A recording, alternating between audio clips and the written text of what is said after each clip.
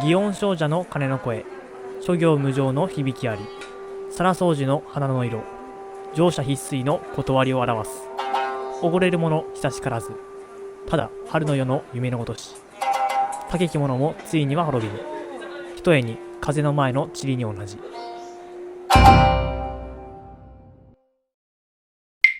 平安中期に栄えた藤原氏による摂関政治。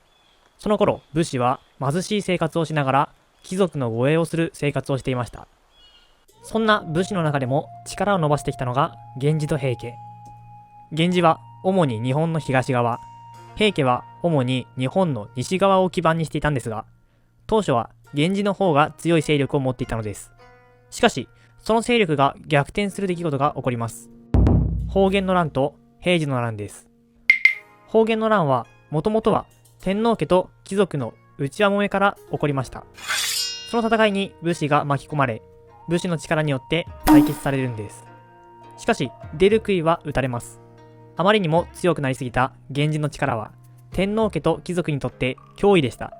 ということで、源氏は力をそがれます。これによって平家が勢いを増すんです。そして次に起こった平治の乱。保元の乱での処罰に不満を持った源氏が、平家の棟梁、平清盛が京都からいなくなった時を狙って反乱を起こします。しかし、すでに力をそがれた源氏です。すぐに乱は鎮圧され、源氏は皆殺しにされてしまうんでした。しかし、たった一人だけ清盛は情けをかけ、現在の静岡県に島流しにします。それが後に鎌倉幕府を開く源頼朝です。義経が生きてるから皆殺しじゃないじゃんと思った人もいるでしょう。しかし、義経と頼朝はお母さんが別人です。つまり、生粋の源氏では頼朝しか生き残っていませんでした。さて、こうやって源氏と平家の勢力が逆転し、平家は時の権力者、後白河上皇に仕えます。そしてついに、清盛が太政大臣にまで出世するんです。武士が太政大臣なんて前代未聞ですから、もともと平治を行っていた貴族は、なんで武士が政治の世界に入ってくるんだ、と不満を持ち、京都の東側にある鹿ヶ谷という場所で平家を倒す陰謀計画を練ります。結局、この計画は平家にバレ、事前に鎮圧されました。さて、出世した清盛は、娘の徳子を天皇の后にします。その間に生まれたのが安徳天皇です。また、清盛は交易によって経済を発展させたいという願いを持っていました。こうやって清盛が作った町が福原。現在も港町、神戸として発展しています。しかし、朝廷としてもこのまま黙っているわけにはいきません。平家の領地を没収して勢力を弱めようとしました。これに清盛が激怒。福原から京都へと兵を率いて進軍し、後白河上皇を家の中から出られないようにします。そんなやりたい放題の平家に対する不満は日本中に広がっていき、後白河上皇の子供、以仁王が平家を倒す命令を出したことをきっかけにして、ついに全国の武士が立ち上がるんでした。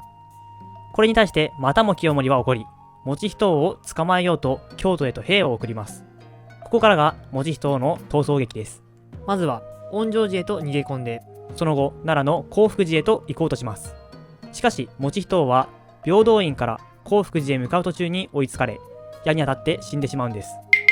しかし以仁王の命令によって地方に散らばっていた源氏が立ち上がります。静岡県で兵を挙げた源頼朝が内側の戦いを勝利するんです。一方平家も負けてはいられません。以仁王に味方しようとした興福寺の勢力は危険だと感じた清盛はなんと焼き討ちを行い、奈良県は火の海となりました。しかしこの頃に清盛は高熱を出して病死してしまいます。その上、棟梁を失った平家にとってさらに悪いことが起こるんです。何が起こったかというと、長野で兵を挙げた源義仲が栗から峠の戦いに勝利したんです。こうして先に京都に到着したのは義仲でした。しかし平家は義仲が来ることを事前に察知し、義仲が到着する頃にはすでに福原へと逃げていました。もともと平家は西国に勢力基盤があったので、それを頼って太宰府を目指そうとしたんです。さて、一方京都に到着した義仲。平家がいなくなった京都で、今度は義仲の軍が略奪行為を行うようになります。そうなると困るのは京都にいる人たちです。早く義仲を太宰府に向かった平家追討に向かわせたいんですが、そう簡単にはいかない理由がありました。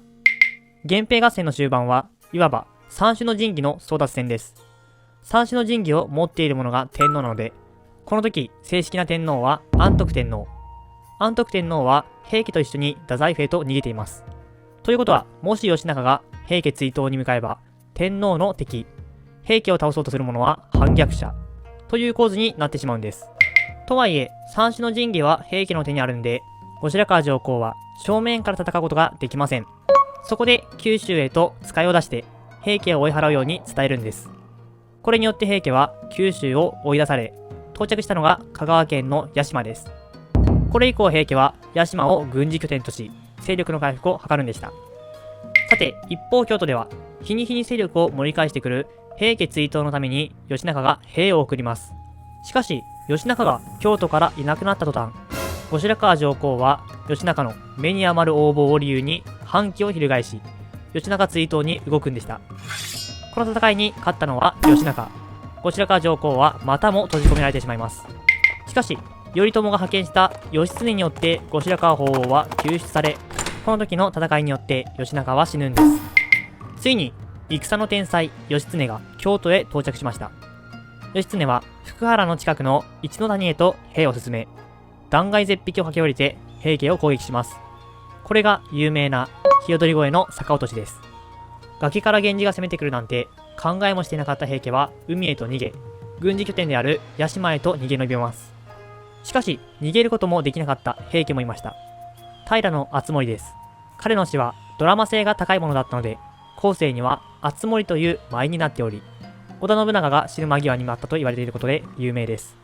人間50年という言葉を聞いたことがある人もいるでしょう。これは敦盛の舞から引用された言葉です。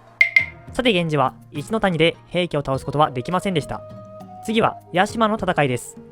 義経は嵐の中海へと乗り出し四国へと向かいます。もちろん平家は嵐の中源氏が攻めてくるなんて思っていません。すぐに平家は逃げ出してしまいます。その際のエピソードとして有名なのが那須与一の扇の的。平家の船の上で揺れる扇を源氏に味方した弓の達人那須与一が見事射抜く話です。おそらく中学校の古文で勉強した経験のある人が多いと思います。そして平家は瀬戸内海を進み、滅亡の時がやってきます。壇ノ浦の戦いです。福岡県と山口県の間にある関門海峡は潮の流れが変わる場所です。海上戦が得意だった平家は一度は優勢となるんですが、平家側だった水軍が源氏側に寝返ったことにより形勢は逆転。負けを悟った平家は安徳天皇と三種の神器を持って入水自殺。これによって一時は栄華を極めた平家は滅亡するんでした。最後まで見てくれてありがとうございます。このチャンネルでは日本史に出てくる場所を実際に歩いて学んだ情報を撮ってきた映像や写真を使って紹介しています。興味のある方はぜひチャンネル登録お願いします。